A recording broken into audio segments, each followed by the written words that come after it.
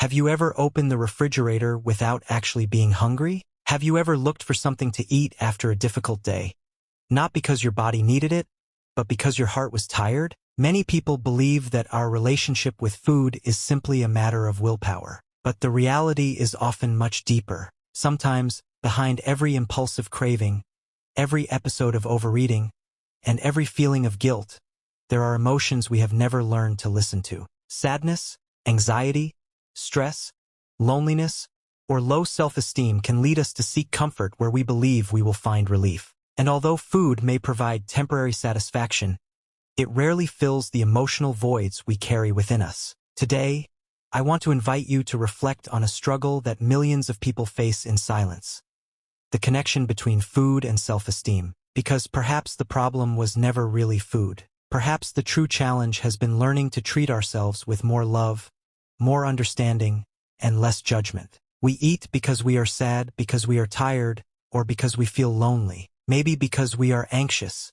Sometimes because we want to forget something that hurts. And although we often don't realize it, food can become an emotional refuge, a place we turn to when we don't know how to face what we are feeling. At first, it seems harmless, a craving after a bad day, a little extra food to make us feel better, a reward after enduring a difficult day. But over time, some people discover that they are no longer eating to nourish their bodies. They are eating to calm emotions they never learned to manage. And that is where a silent battle begins. For a few minutes, food seems to help. For a few minutes, it distracts. For a few minutes, it fills a void. But when that moment passes, the problems, the sadness, and the anxiety are still there. And often, something else appears: guilt. Guilt for eating too much. Guilt for losing control.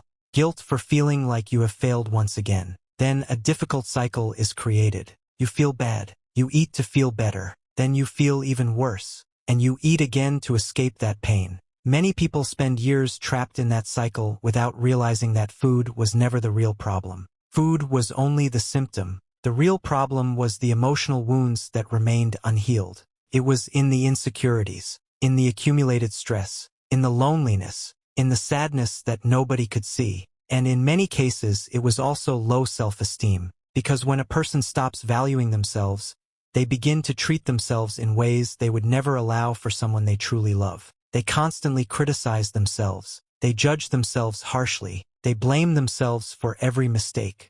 And little by little, they stop listening to their bodies and their real needs. Very often, the relationship we have with food reflects the relationship we have with ourselves. If we live filled with rejection toward our own image, it is easy to fall into extremes. Some people overeat to find comfort. Others try to punish themselves by depriving themselves of food. But both situations come from the same place: pain. The problem is that society tends to oversimplify things. When someone gains weight, many people assume it is simply a lack of discipline. But they rarely stop to ask what battles that person may be fighting inside. And many times, the person who judges them the most is themselves. In front of the mirror, a silent war begins. A war where every flaw seems enormous, where personal worth begins to be measured by a number on a scale, where appearance seems more important than emotional well-being. And that is when we must pause and remember something important. Your value as a human being has never depended on your weight. It has never depended on a clothing size or on fitting into someone else's standards of beauty. Your value exists simply because you are a person worthy of love, respect, and compassion. That does not mean ignoring the importance of taking care of your health. Caring for our bodies is an act of self-love. But there is a huge difference between caring for your body because you love it and punishing it because you hate it.